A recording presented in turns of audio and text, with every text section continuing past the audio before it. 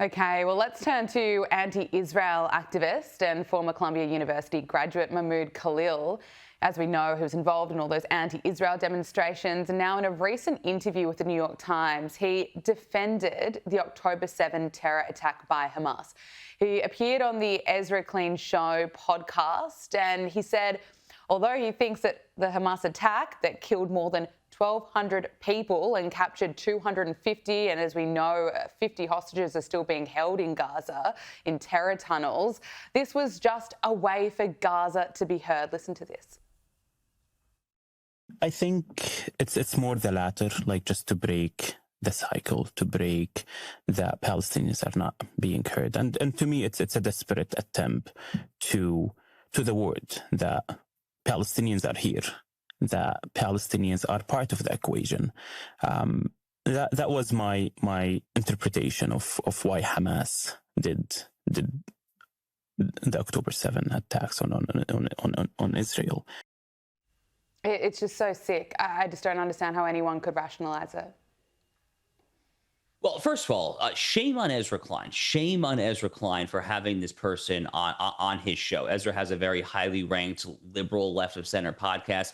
This is a disgusting editorial decision to even have this guy on the show in the first place. I mean, he was taken in by ICE. He was in the process of getting removed there for his active support for U.S. recognized foreign terrorist organization there. But, Gabriella, this clip that we've just seen, and it is everything that you say, it is abhorrent, it is appalling. It's worth remembering just some of these very specific things that happened. I've been to the Gaza envelope. I've walked through the kibbutz of Kfar Aza. I've seen the blood on the walls. I've seen the children's toys in the street. I've seen it all for myself.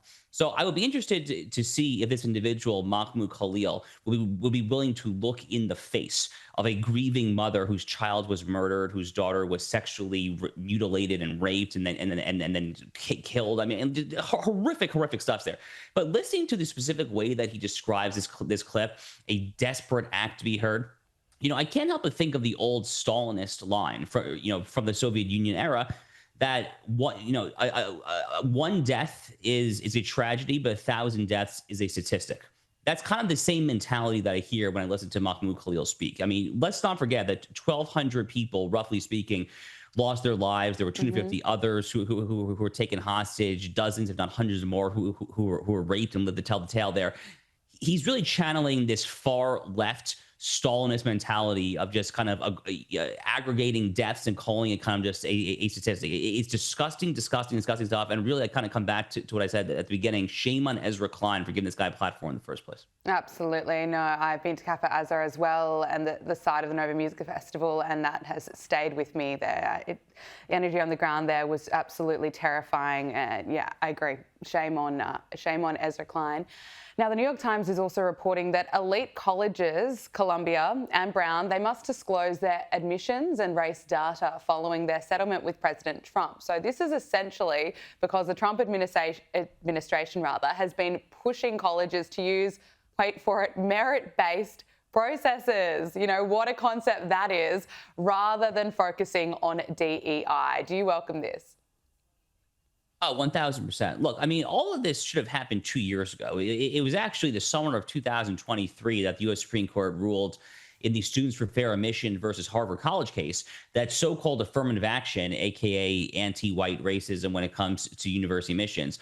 The court ruled over 2 years ago that this is illegal, that it violates the 14th Amendment of the U.S. Constitution. What Donald Trump did back in January was he signed an executive order, which basically said that according to that Supreme Court decision, we are going to interpret all DEI measures on university campuses, in the federal government, and elsewhere as also being unconstitutional and a violation of the Civil Rights Act of 1964 as well. So all of this is pursuant to that, but it should have happened a very, very long time ago. The craziest thing to me, Gabrielle, is, the lawyers, and these are very, very sophisticated lawyers who are representing these universities there. I mean, major white shoe law firms there.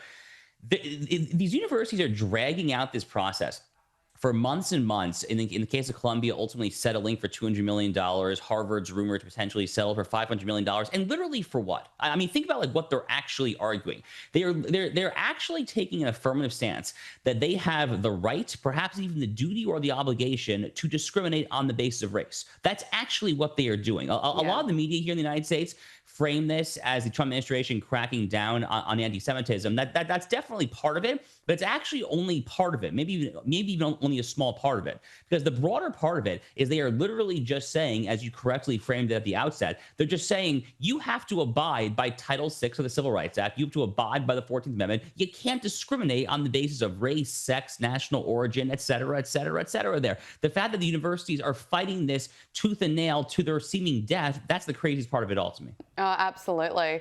House Republicans have subpoenaed nearly a dozen former federal officials and politicians, including Bill and Hillary Clinton, amid an expanding investigation into pedophile Jeffrey Epstein. As we know, Bill Clinton, he reportedly flew on Epstein's jet, the Lolita Express, up to 26 times. Josh, what do you make of this? Are you confident or not really that we'll really get more information about Epstein and those around him from this investigation? Well, I personally can't wait to see Clinton go. That is Bill Clinton, Slick Willie himself. I can't wait to see Slick Willie go before the House Oversight Committee, Congressman James Comer of Kentucky. I mean, that's going to be must-see TV. I mean, make me a fat bag of popcorn. And I'll put my feet on the table, and I'll watch that all day long.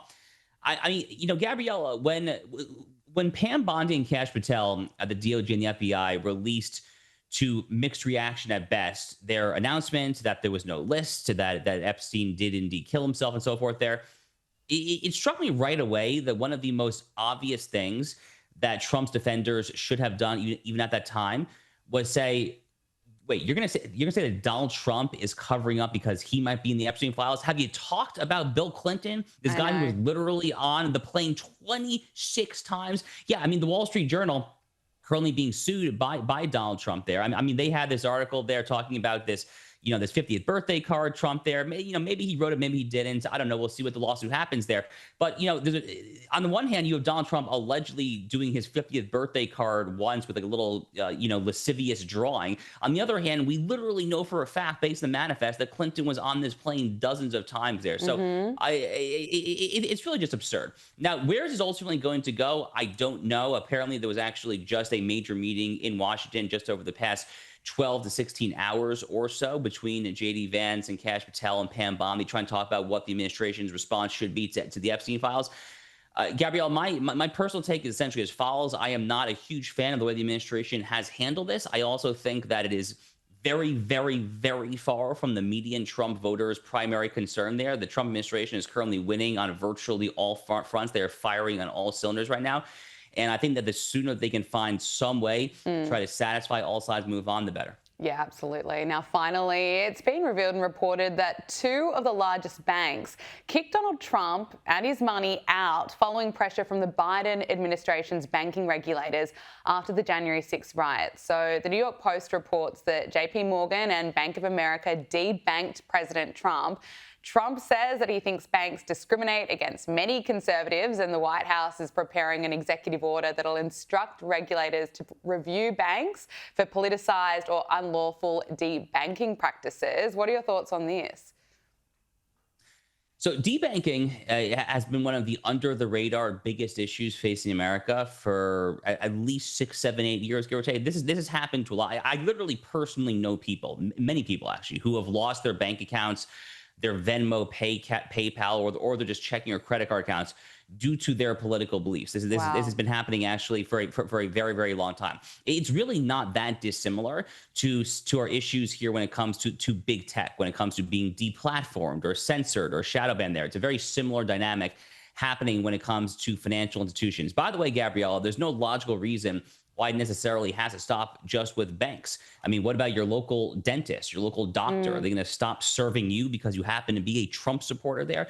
So for all these reasons, I have actually been of the opinion, and I think a lot of conservatives will disagree with what I'm going to say, but I've actually been of the opinion that when it comes to the Civil Rights Act of 1964, which we were just talking about in the context of higher education, which essentially has protected classes of nationality, of race, sex, gender, et cetera there. I actually think that rather than try to pull off the impossible of repealing these statutes, namely America's civil rights law, I think it would be a more prudent gesture to actually codify political belief as a protected class status. That would essentially mean that it would be illegal under America's civil rights laws to discriminate against a conservative when it comes to banking, legal services, dental services, accounting, any of the above there.